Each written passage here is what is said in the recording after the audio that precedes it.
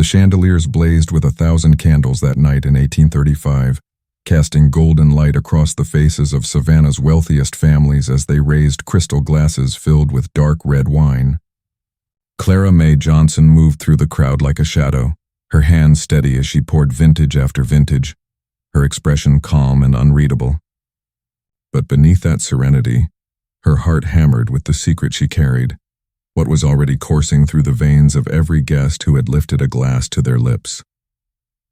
By midnight, the screaming would begin. By dawn, the bride and groom would lie cold in their wedding chamber, and Clara May would be gone, vanished into a darkness that would swallow her whole. Wentworth Manor would stand empty for decades afterward, its grand doors sealed, its windows shuttered. They said that if you listened closely on quiet nights, you could still hear her laughter drifting through those abandoned halls, the sound of a woman who had finally taken back what was stolen from her. The story of Clara May did not begin in that glittering ballroom but 23 years earlier, in a narrow cabin behind the Hollister estate, where her mother, Rachel, died bringing her into a world that refused to see her as human. Clara's earliest memories were of rough wooden planks beneath her feet, the smell of soap lye and sweat, and the dull ache of hunger that never truly left her. She learned early that tears solved nothing. By her 3rd birthday, she had already learned silence, and by 5, she had stopped crying altogether. The Hollisters owned 40-odd enslaved souls, and Clara May was raised among them, passed from one caretaker to another as each woman was sold away or worked to death. By 7, she was small enough to crawl under heavy furniture and scrub floors until her knuckles bled. Mistress Hollister was a thin, pinched woman whose words were as sharp as the cane switch she kept by the kitchen door. She inspected Clara's work with white-gloved fingers, searching for the smallest imperfection that might justify punishment. Clara learned to be flawless, or at least close enough that pain became infrequent, though never absent. But there was something different about her. She absorbed everything, gestures, tone, looks exchanged between the white folk. She watched them carefully, learning how they spoke, when they smiled, and when they fumed. She learned to read moods the way some read scripture, and it kept her alive. She became indispensable enough to keep, invisible enough to forget. By 11, she was serving at table during the Hollisters' dinner gatherings, moving silently between silver trays and lace napkins, a dark shadow in the glow of the candles. The men spoke of cotton yields and politics, of debts and land and auctions. The women whispered of engagements and social climbing, of whose husband drank too much and whose fortune was failing. Clara May listened and remembered everything.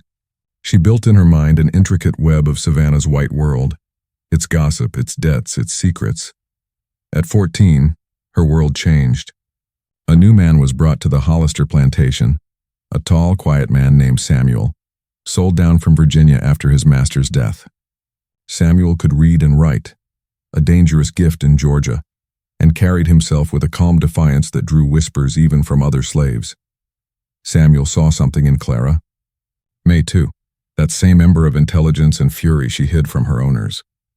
In stolen moments behind the smokehouse or beneath the magnolia trees, he taught her to form letters in the dirt with a stick, to read the words on crates, labels, and scraps of old newspapers left behind in the main house. Each word was a spark, and soon her mind burned with a light she could neither extinguish nor hide. Reading opened the world to her, and with it came horror. She read the auction notices describing human beings as property. She read the laws that named her 3/5 of a person. She even read the twisted sermons in Mistress Hollister's parlor, declaring that God himself had ordained slavery. And one night she dusted the master's study and found a book of essays on liberty, written by men who spoke of equality while owning other men. That contradiction cut deeper than any whip. The simmering anger within her began to boil. She saw the truth clearly now. The fine suits and cigars, the silver and the satin, all of it bought with stolen blood. Samuel warned her to be careful, to wait for the right moment. Anger's a fire, he told her softly, and fire don't ask who it burns. But youth has little patience for caution. Clara May smiled, nodded, and kept her fury hidden, waiting. By the summer of 1834, rumors drifted through the quarters. Master Hollister's cotton dealings had gone bad. He owed money he could not pay. And when a white man needed quick cash, it was always the black families who suffered. Men were sold, mothers separated from their children. The nights filled with quiet sobbing, Clara May clung to Samuel during those months. Their love was unspoken but undeniable, yet both knew it was fragile, one auction slip away from ruin. Salvation for the Hollisters came, ironically, in the form of a marriage contract. Mistress Hollister's sister had married into wealth, a family named Wentworth, owners of a sprawling estate on the outskirts of Savannah. Their son, Charles Wentworth, was 26, handsome and mean-spirited, notorious for drinking and cruelty. The Hollisters had a daughter, Eleanor, 19 and pretty, but her family's finances had soured her prospects. So, a deal was struck. Eleanor would marry Charles. The Wentworths would clear the Hollister debts. The wedding would bind two crumbling houses together in the illusion of prosperity. Clara May watched Eleanor's face when the engagement was announced, pale, trembling, and resigned. She had no sympathy for the girl who'd slapped her countless times, but she saw in her something familiar, another soul being sold. The wedding was to take place in September at Wentworth Manor, a sprawling mansion whose marble floors gleamed like ice. For weeks, enslaved workers scrubbed, polished, and prepared for what society would call the grandest wedding Savannah had ever seen. Clara May was sent ahead to help in the kitchens under Aunt Ruth, a formidable woman who had cooked for the Wentworths for decades. Aunt Ruth took one look at Clara and assigned her to wine service, a high-risk, high-trust job. She would move among the guests, refilling crystal glasses with imported French wine worth more than any life in the quarters. Invisible in plain sight, that was her duty. As she familiarized herself with the grand hall, Clara studied every corridor, every locked door, every window latch. She met dozens of other enslaved workers borrowed from nearby estates, all exhausted, all performing obedience with weary precision. Among them was a stable hand named Elias, a wiry young man with defiant eyes and a limp that spoke of old punishments. Twice he had tried to run. Twice he had been caught. He should have been broken, but wasn't. In hushed whispers, Elias told her of something called the Underground Railroad, of safe houses and secret codes, of free men and women who risked everything to lead runaways north. Clara listened with hunger. Freedom, it sounded like a myth. But a myth was better than nothing. And then one afternoon, while counting bottles in a dusty storage room, she found it. A small glass vial with a handwritten label. Arsenic. For rats. Danger. Her hands trembled as she lifted it. The air around her seemed to thicken. She understood instantly what it meant, and what she could do with it. Clara May stood motionless in that dim storage room, staring at the small bottle that glinted faintly in the slanting light. It felt heavy in her hand, heavier than its size could explain. Arsenic. A tasteless, deadly powder that could fell a man in agony. For a long moment she simply breathed, slow, trembling breaths, as the enormity of what she was holding began to settle in her chest like a stone. She imagined what would happen if she used it. The chaos, the screaming, the reckoning. Then she imagined what would happen if she didn't. More years of the same sun beating down on the same fields, the same chains tightening around every life that looked like hers. A sound startled her. Footsteps in the corridor. She quickly replaced the bottle on the shelf and turned back to her duties, her heart hammering so hard she thought it might shake loose from her ribs, but the idea had already rooted deep. That night, lying awake in the cramped servants' quarters, Clara stared at the ceiling and wrestled with herself. She thought of Samuel, who was still at the Hollister plantation, and of what might happen to him if she acted. She thought of Aunt Ruth, who had shown her small kindnesses and would surely be blamed. She thought of the children in the quarters who would suffer the lash in the aftermath. And she thought of the other side, the side where white folks dined under chandeliers while her people worked themselves to the bone and died nameless, the side that would never stop crushing them unless someone someday struck back. By dawn, she had made her decision. The morning of the wedding dawned warm and cloudless, the kind of day Savannah called blessed. Servants moved like a tide through Wentworth Manor, setting tables, arranging flowers, polishing silver. Every corner of the grand house gleamed. Clara May moved among them silently, carrying trays of wine bottles, her expression as blank as polished marble. Aunt Ruth ran the kitchen like a general. She barked orders, stirred vast pots of gravy, tasted sauces, adjusted spices, and never stopped moving. Clara admired her even as she pitied her. a woman whose mastery of flavor and precision had become a weapon turned against herself. While helping in the wine room, Clara slipped the vial of arsenic from its hiding place. Her hands were steady now. She had rehearsed this moment so many times in her mind that it felt almost mechanical. She selected 3 bottles from a crate marked Reserve, France, the ones she knew were destined for the head table. Then she uncorked each, tipped the vial carefully, and let the white powder drift into the deep red liquid. The arsenic dissolved instantly, leaving no trace. She recorked the bottles, marking each with a faint scratch along the glass her secret code, and returned them to the tray. When she lifted them again to carry them out later, they would look no different from the rest. By late afternoon, guests began to arrive. The carriages lined the long gravel drive, gleaming beneath the Spanish moss. Music spilled from the parlor as the city's finest paraded through the doors, men in tailcoats and women in silk so bright they seemed to shimmer. Laughter filled the hall. Clara moved unseen among them. She poured champagne, smiled when required, and listened to the conversations drifting through the candlelight. Idle talk of cotton prices, the governor's ball, and which plantation families were rising or falling this season. Not one of them imagined that death was already in the room. The ceremony began at dusk.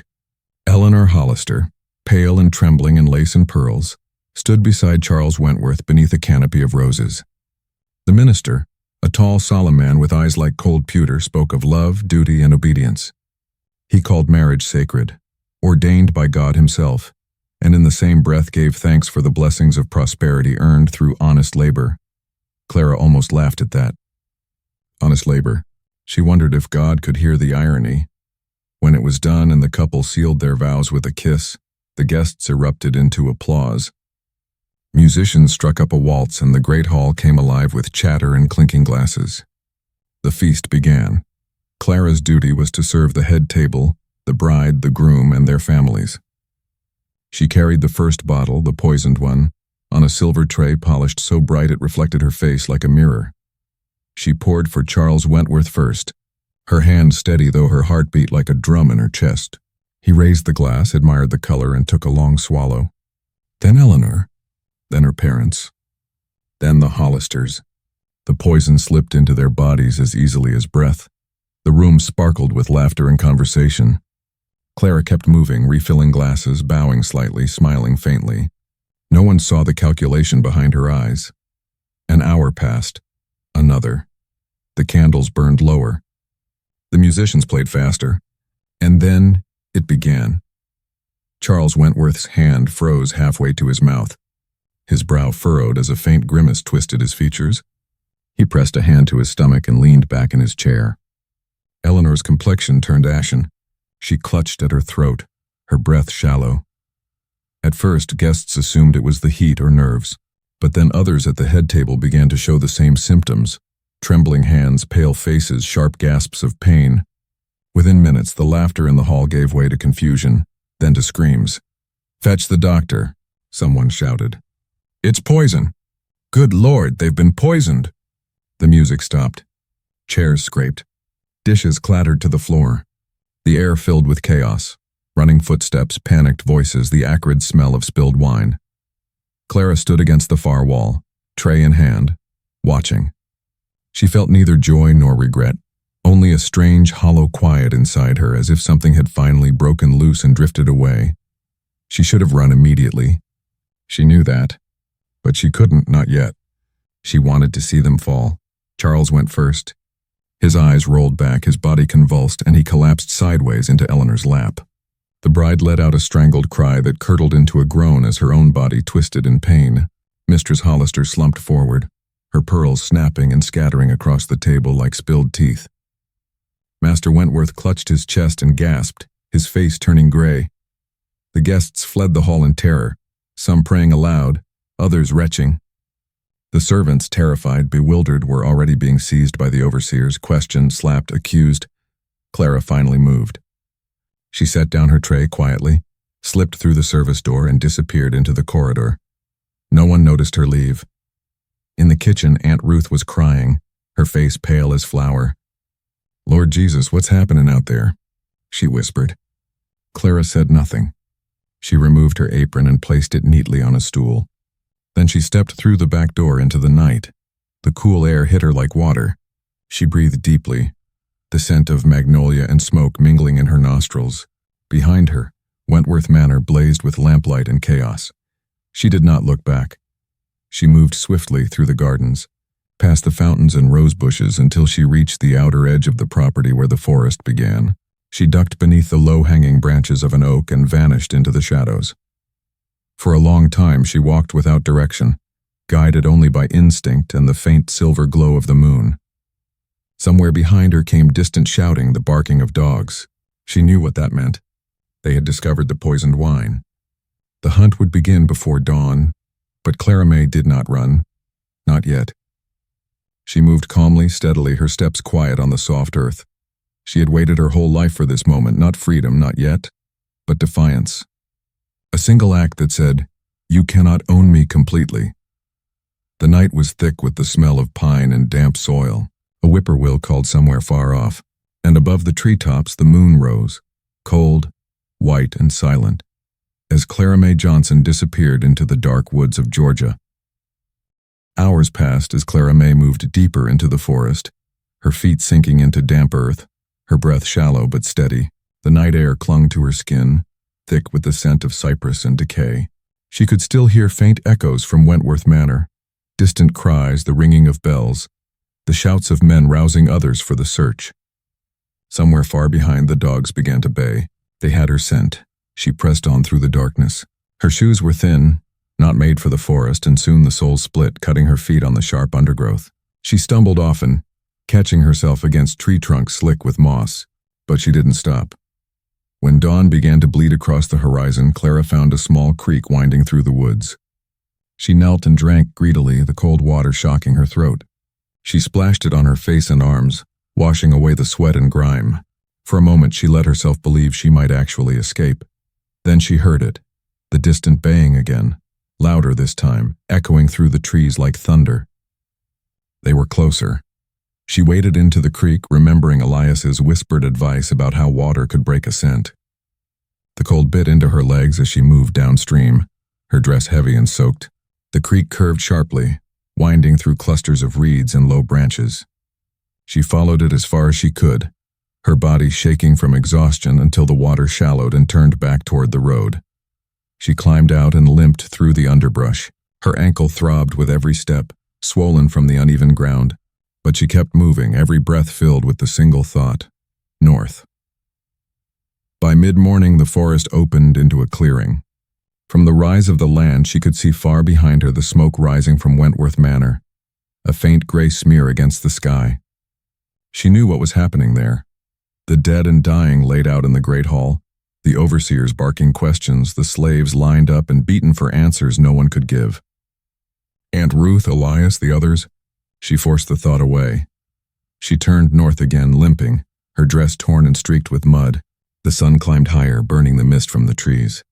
The baying of the hounds grew louder once more, closer now, their cries sharper, urgent. Clara's heart hammered in her chest. She pushed herself harder, stumbling through thickets, scratching her arms and face on thorns. She reached a small ridge and climbed it on hands and knees, her lungs burning. When she reached the top and looked back, her blood ran cold. Below, at the edge of the forest, she could see them. 4 men on horseback, rifles slung over their shoulders. The overseer from the Wentworth estate leading them. The dogs ran ahead, wild with excitement, their noses to the ground. Clara turned and began to descend the other side of the ridge, her legs trembling. She slipped once, nearly fell, caught herself, and kept going. The ground leveled out into a hollow thick with brush.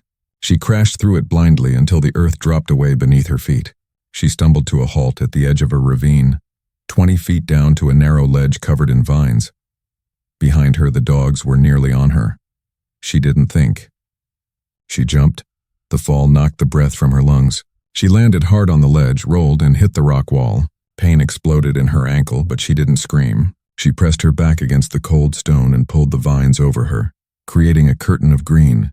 Her entire body trembled, her breath shallow and silent. Moments later, the hounds reached the ravine above. Their barking echoed off the walls, frenzied, confused. She could hear the riders shouting, the overseer's harsh voice rising above the rest. She jumped, Damn fool woman must have gone over. One of the men hesitated. Ain't no one could survive that drop. Search the ridge, the overseer barked. She's trickier than most. Check the creek. Their voices grew fainter as the horses moved off. The dogs lingered a few minutes longer, whining, circling, then followed their masters. Clara didn't move. Not for a long time. She stayed pressed against the rock, vines tangled in her hair, every muscle locked with fear. Only when the sounds had faded completely did she dare to breathe again. The sun climbed higher. The ravine grew hot and still, the air heavy with the scent of wet stone and moss. Clara's ankle throbbed with a deep pulsing pain. She pulled off her ruined shoe and saw swelling the size of her fist. She knew it might be broken, but she couldn't afford to think about that. She waited until the shadows lengthened before she began to move again. At the bottom of the ravine, a small stream glimmered. She climbed down carefully, drinking deeply when she reached it. The water cooled her fevered skin. She tore strips from her dress and bound her ankle tightly, wincing with each pull of the fabric. Then she began to follow the stream northward, its trickle a faint guide through the wilderness. By nightfall, her body screamed with pain. She found a hollow beneath an overhanging rock, crawled inside and collapsed. Sleep came hard and dreamless. When she woke, the forest was silent. The pain in her ankle had worsened, swollen and hot to the touch. Hunger clawed at her belly, sharp and relentless. She tried to stand, nearly fell, then forced herself upright. Every step was agony. Still, she moved. By midday, the barking returned, faint but unmistakable. The hunters had come back. Panic surged through her. She splashed into the stream again, moving as fast as she could, the water splashing up around her knees. The dogs were closer this time. She could hear the men shouting, their rifles clattering against their saddles. Clara stumbled out of the water and into the trees, trying to find higher ground, but her ankle betrayed her, twisting sharply. She cried out and fell. When she pushed herself up again, she could see the shapes of riders through the branches, dark, moving, relentless. Her lungs burned, her vision blurred. She staggered forward, half running, half crawling, until the trees broke suddenly into a small clearing, and there, like an apparition, stood a weathered cabin. Smoke curled faintly from the chimney. For a heartbeat, she thought it a mirage. Then the dogs bayed behind her, closer than ever. She forced her body toward the door, dragging her injured leg. She pounded on the wood with her fists. "Please," she gasped, barely able to breathe. "Please help me." The door opened. An old man stood there, dark-skinned, his hair white as frost, his eyes sharp and alive. He took one look at her at the approaching hounds and said quietly, "Inside now." He pulled her through the doorway and shut it behind her. The room smelled of smoke and iron. He motioned to a trapdoor in the floor already open. Without hesitation, Clara dropped into the darkness below. The old man handed her a small jug of water and pulled the trap shut, covering it with a rug and heavy chair. Seconds later, the dogs arrived. Their claws scratched furiously against the cabin door. Men's voices followed, angry, commanding. "Old man, you seen a runaway come through here?" "I ain't seen nobody," the old man replied evenly, his voice deep and calm. "Been here all morning tending my fire. Mind if we look around?" "You can look all you please." Above her, Clara heard boots thudding, furniture scraping, angry mutters. She clutched the jug to her chest and held her breath. One of the dogs whined and scratched directly above her. She pressed her hand over her mouth, biting down to keep from making a sound. After what felt like an eternity, the overseer's voice spoke again. "She's long gone. Ain't worth wasting more time." The boots retreated. The barking faded. The sound of hooves receded into the distance. Only then did the old man move the chair aside and lift the trapdoor. Light poured into the darkness. "You can come up now," he said softly. Clara crawled out, blinking in the sudden brightness. The old man offered her a hand. "Name's Silas Freeman," he said. "You best sit down. You're safe for now." And for the first time in her life, Clara Mae Johnson believed him. Silas guided Clara to a wooden chair near the fire. She nearly collapsed into it, her entire body trembling. The cabin was small but tidy. Rough-hewn walls, a table with a Bible and a kerosene lamp, a pot simmering over the fire. It smelled of beans, smoke, and something faintly sweet like cornbread. He poured her a tin cup of water. "Slow," he said. "Don't gulp." Clara sipped carefully, the coolness running down her raw throat. "They were right behind me," she whispered. "The dogs, they gone now," Silas interrupted, his tone calm but firm. You in the clear, at least for tonight." He crouched and examined her ankle, his brow furrowing. "You've done yourself a hurt, missy. That's a bad sprain, maybe worse. We'll get it wrapped proper." He moved with quiet efficiency, tearing strips from an old sheet and binding her ankle with surprising gentleness. "Name's Silas Freeman," he said again as he worked. "Been free near 20 years now. Bought my way out. Took most my life to do it." Clara blinked through her exhaustion. You're free?" He nodded. "Bought this bit of land when I could. Cabin sits where no one comes, lest they got reason. Suits me fine." His eyes flicked to her face. "You got reason, I reckon." Clara hesitated, unsure how much to say. But something about his steady gaze, the quiet strength in his voice, dissolved her fear. "I ran," she said softly. "From Wentworth Manor, I did something bad. People are dead." Silas didn't flinch. He only nodded slowly, like a man confirming something he already suspected. "Ain't my place to judge," he said after a moment. "I seen enough evil in this life to know the devil don't just live in one kind of skin. You got blood on your hands, maybe so, but I bet it ain't the first blood that house ever spilled." Tears stung her eyes. She looked away. "They'll be hunting me for it. Everyone from Savannah to Charleston will know my name soon enough." Silas stirred the fire absently with a poker. "Maybe. Or maybe you'll just become another ghost story the white folks tell each other to feel safe." He looked back at her. "You want to live? Then we best start thinking how to make that happen." He fed her from the pot, a bowl of beans and cornmeal mush, and insisted she eat slowly. Her hunger was a living thing, clawing at her insides, but she obeyed. When she finished, he gave her a blanket and motioned toward the small cot by the wall. "Rest, I'll keep watch." She didn't argue. Exhaustion pulled her under before she could thank him. When Clara woke, pale morning light streamed through the cracks in the shutters. For a moment, she didn't know where she was. Then the ache in her ankle returned, and the memories came flooding back. She sat up slowly. Silas was at the table, whittling a piece of wood into the shape of a small bird. He looked up and smiled faintly. "You made it through the night. That's a start." Clara swung her legs over the side of the cot, wincing as her injured ankle touched the floor. "How long can I stay here?" "Few days, maybe, till that swelling goes down. Then we move you along." "Move me along?" He nodded toward the north window. "There's a path, a whole network, really. Some call it the Underground Road. Folks help each other move north to free land. Ain't easy, ain't safe either, but it's the only way out that don't end with a rope." She stared at him. "You mean there are people, white people, who help?" "Some," Silas said carefully. "Quakers mostly. Preachers too, and free-colored folk like me. We got codes and safe houses, places where you can rest, eat, get new clothes. Each one will pass you to the next. Where does it lead?" He smiled sadly. "If you lucky and strong, maybe to Pennsylvania, maybe to Canada, a place where no man can own another." Clara said nothing. She had dreamed of freedom before, but never dared to believe it existed beyond whispered stories. "And you help people do that?" Silas nodded once. "Done it near 10 years now. Lot of good folks come through here. Some make it, some don't." He looked at her intently. "You might, if you keep your wits about you." For 3 days, Clara stayed hidden in the cabin. Silas tended her ankle, fed her, and taught her things she would need to survive. How to find moss that pointed north, how to recognize edible plants, how to listen for the sound of distant wagons that might mean danger. He showed her the stars at night, tracing patterns with his finger on the black sky. "That one there, North Star. Keep it on your left shoulder. You'll keep your way true." During those quiet nights, she told him what had happened at Wentworth Manor. She spoke haltingly at first, then faster, as if confessing to a priest. Silas listened without interruption. When she finished, he sat silent for a long time. Finally, he said, "What they done to you, to your people, ain't something a person can forgive easy.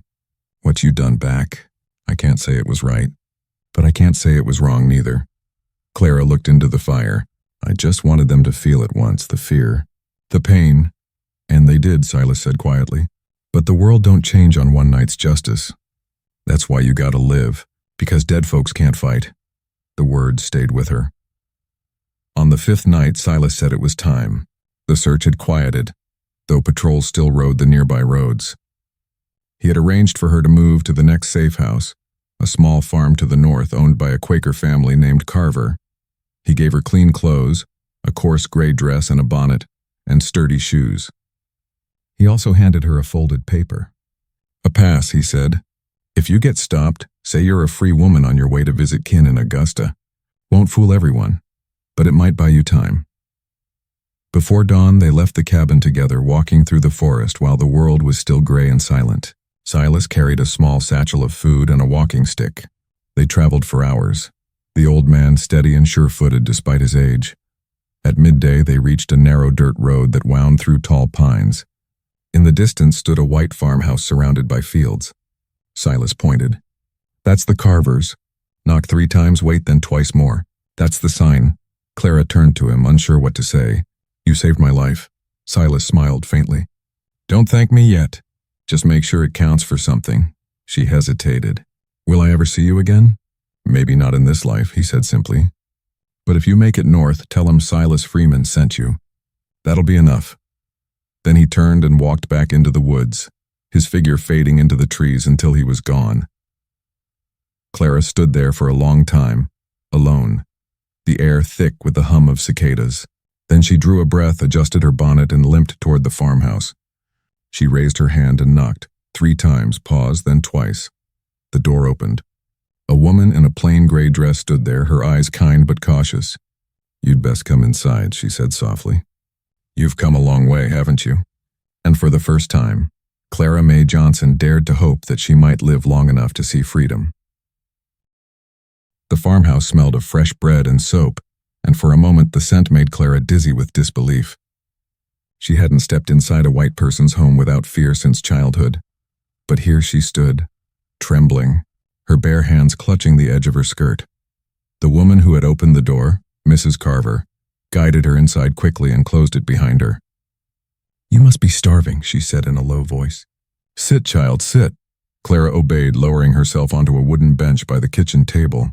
Her body felt like it might dissolve if she stopped moving. Mrs. Carver placed a plate of bread and cheese in front of her, along with a cup of milk. "You can eat. You're safe here." Clara hesitated. "You ain't afraid to help me?" Mrs. Carver smiled sadly. "Afraid every day. But there's fear worth living with and fear worth dying for.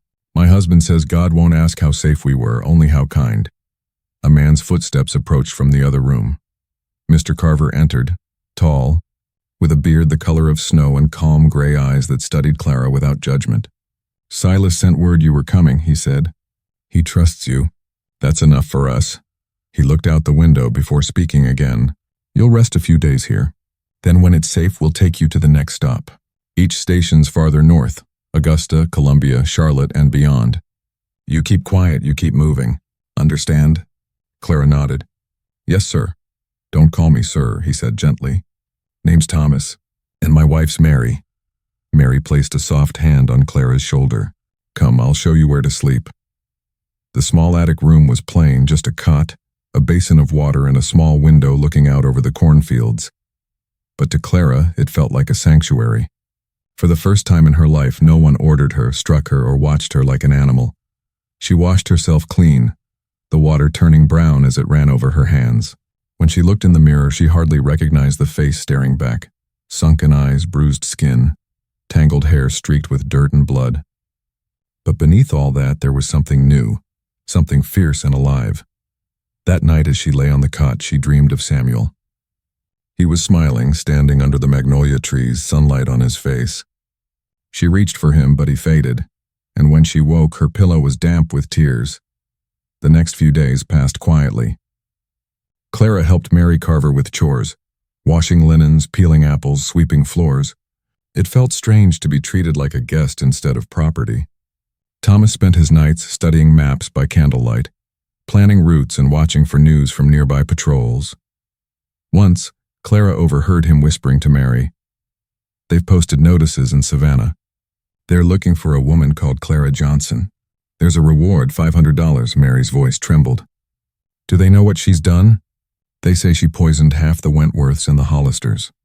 Killed them all at their own table. Folks calling her the Witch of Savannah now." Clara froze in the hallway, her heart pounding. Witch of Savannah. That's what she'd become, a story, a warning. When Mary noticed her shadow at the doorway, she said softly, "Don't listen to their names, child. They don't know you. They don't know your truth." But Clara knew what her name had become. Something whispered, something feared, and perhaps she thought that was better than being forgotten. 2 nights later, Thomas woke her before dawn. "It's time," he said. Outside, the fields were wrapped in mist. A wagon waited near the edge of the road, its horses breathing clouds into the cold air. Thomas handed Clara a worn cloak and a small bundle of food. "You'll ride with Brother Henry. He'll take you up the river to Columbia. Stay hidden. If anyone asks, you're his niece traveling to visit kin." Henry Carver, Thomas's younger brother, was a soft-spoken man with sunburned skin and hands calloused from work. He tipped his hat when Clara climbed into the wagon, then cracked the reins. "Hold tight, Miss Clara. It's a long road ahead." They traveled mostly by night, sleeping in barns or beneath bridges by day. The road north wound through pine forests and marshland, dotted with the flickering lamps of distant plantations. Every sound, the hoot of an owl, the creak of the wagon wheels, seemed amplified in the dark. At one crossing, they passed a patrol, a pair of armed men on horseback. Henry kept his face neutral, nodding politely as they slowed the wagon. "Evening," one of the patrolmen drawled. His eyes swept over Clara. "Who's that?" "My niece," Henry said easily. "Taking her to visit her aunt up near Columbia." The man squinted. "She's dark-skinned for kin, ain't she?" Henry didn't flinch. "Her daddy was half-Creek, her mama my sister. You want to see the papers?" He held up the folded travel pass Silas had prepared. The patrolman barely glanced at it before waving them through. "Keep her off the main road. Lots of talk about runaways these days." Henry nodded and flicked the reins again. Only when the riders disappeared into the trees did Clara realize she'd been holding her breath. After 3 days of travel, they reached Columbia, South Carolina. The town bustled with soldiers and merchants, and Clara kept her head low as they moved through. Henry brought her to a modest brick house at the edge of town. A woman opened the door before they even knocked. "You must be Miss Clara," she said. "I'm Miss Lorraine Parker. You'll rest here tonight." The house smelled faintly of lavender. Lorraine was a middle-aged woman with keen eyes and a manner both brisk and kind. She worked quietly, offering Clara a basin to wash, a clean dress, and a plate of stew. "You're safe here," she said, setting a candle on the table, "but you can't linger long. Word travels fast." Lorraine was part of a network that stretched farther north than Clara could imagine. Maps and coded letters were hidden behind bookshelves and under floorboards. "We call it the line," Lorraine explained that night. "Every stop another link in the chain. You break one, you lose all the rest." Clara nodded, though her mind swirled. She had been a servant, a fugitive, a ghost, and now, somehow, she was a traveler on a secret road to freedom. Before dawn, Lorraine handed her a new set of clothes, a coarse wool dress, a head wrap, and a worn shawl. "A man will meet you by the river. He'll say the stars shine brighter up north. You answer only if the Lord wills. That's how you'll know he's one of ours." Clara memorized the words, repeating them under her breath as she left. The man by the river was waiting, tall and thin, his coat patched and travel-worn. "The stars shine brighter up north," he said. "Only if the Lord wills," Clara replied. He smiled faintly. "Good, my name's Jeremiah. You ready?" She nodded. They crossed the river by boat in the pale light of dawn. Each oar stroke carried her farther from Savannah, farther from the horror she'd left behind. On the opposite shore, thick woods waited like open arms. As they walked inland, Jeremiah said quietly, "You're lucky. Few make it this far." "I don't feel lucky," Clara murmured. "Then feel alive," he said. "Luck's just another word for breath." The journey ahead would take weeks, maybe months. But for the first time since she was born, Clara Mae Johnson was not running from something. She was walking toward something, and that difference made her feel almost free. The journey north stretched into endless days and nights. Clara lost track of how many miles she had walked, how many barns she had slept in, how many times she had hidden in ditches while patrols thundered past. She learned the rhythm of fear, when to move, when to breathe, when to vanish into the trees. Her ankle, though still tender, had mended enough to carry her weight. With each mile, the air grew colder, the accent softer, and the trees taller. The stars became her compass. Sometimes she would pause at night and stare up at the North Star, whispering Silas's words, "Keep it on your left shoulder. You'll keep your way true." She met others on the road, and 2 men traveling together, a mother with a child wrapped tight against her chest, a boy no older than 12 who carried a rusted knife and a Bible missing half its pages. They moved like ghosts, silent and cautious, bound by the same fragile dream. At one safe house in North Carolina, Clara found a note left under her plate at breakfast. It read only, "Samuel made it as far as Augusta. He was caught but still lives." Her hands shook as she read the words again and again. Caught but alive. It was the first and only message she would ever receive about him. She wanted to turn back, to find him, to save him, but she knew what that would mean. She folded the note and tucked it into her dress. Live, she told herself. If I live, then he won't die for nothing. The last stretch of her journey and through Virginia and into Pennsylvania was the hardest. Patrols grew thicker, the cold sharper. Jeremiah, her guide, was caught at a ferry crossing, leaving her to navigate the final miles alone. But by then Clara had learned the forest's language. She knew how to listen to silence, how to tell when danger was near. One night, after weeks of travel, she followed a narrow road through a valley shrouded in fog. Ahead she saw the faint glow of lanterns and a wooden sign barely visible in the dark. The letters were carved deep. "Welcome to Lancaster County, Pennsylvania." Her legs gave out beneath her. She fell to her knees in the road and wept. Not loudly, not with joy, but with the hollow, shuddering release of someone who has carried too much pain too far. The tears froze on her cheeks. A wagon approached from behind. A voice called gently, "You all right, miss?" Clara looked up to see a man and woman sitting on the seat, bundled against the cold. The woman climbed down and helped her to her feet. "Come with us," she said softly. "You're safe now. You're in free country." The words sounded unreal, like something spoken in a dream. Free country. They took her to a small farmhouse outside town where a group of freedmen and Quakers gathered every few days to help newcomers. There was food, warm blankets, and kind faces. For the first time in her life, no one demanded to know who owned her, where she came from, or what she was worth. One of the men offered her a new name. "If you want to start over, we can write you a paper," he said. "You choose what to call yourself." Clara hesitated. She thought of all the names she had carried. The one given by her mother, the one written on the Hollister's ledger, the one the white folks used in Savannah when they cursed her. She wanted none of them. Finally, she said, "Clara May Freeman." Freeman, for Silas, the man who had saved her, and for what she had finally become. Years passed. She found work at a small boarding house in Philadelphia, run by Miss Lorraine Parker, who had once been part of the same underground line.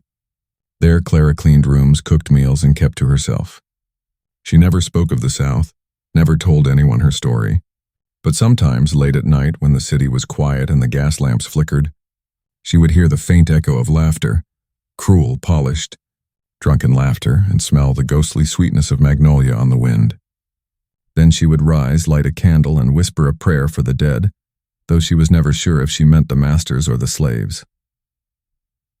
Back in Georgia, Wentworth Manor stood silent for years. No one ever lived there again. Locals said the house was cursed, that every night as the clock struck 12, the music from that fatal wedding returned, faint and sorrowful. They said the grand dining hall smelled always of bitter almonds, no matter how many times it was scrubbed. Some claimed to see her shadow in the mirrors, a dark figure in a servant's dress, standing behind them when they looked too long. Others swore they heard her footsteps on the upper floor, light and quick, like someone serving wine. Children in Savannah whispered about the witch of Wentworth Hall, the slave girl who poisoned her masters and vanished into the swamp, cursing the land forever. Adults told the story too, though they softened it, turned her rage into madness, her justice into myth. But among the colored folk, her name was spoken differently, in low voices with something close to reverence. To them, Clara May Johnson wasn't a witch. She was a warning, a memory, proof that even the meek could strike thunder once. In the 1850s, travelers passing through Savannah often stopped by the ruins of the old manor. The grand staircase still stood, though half collapsed, and ivy crept over the cracked marble. When the wind blew, the shutters banged open and shut like slow applause. One visitor, a journalist from New York, wrote that the house felt haunted by the sound of a woman's grief. His article was printed in a small abolitionist paper under the headline, "The Hall That Went Silent Forever."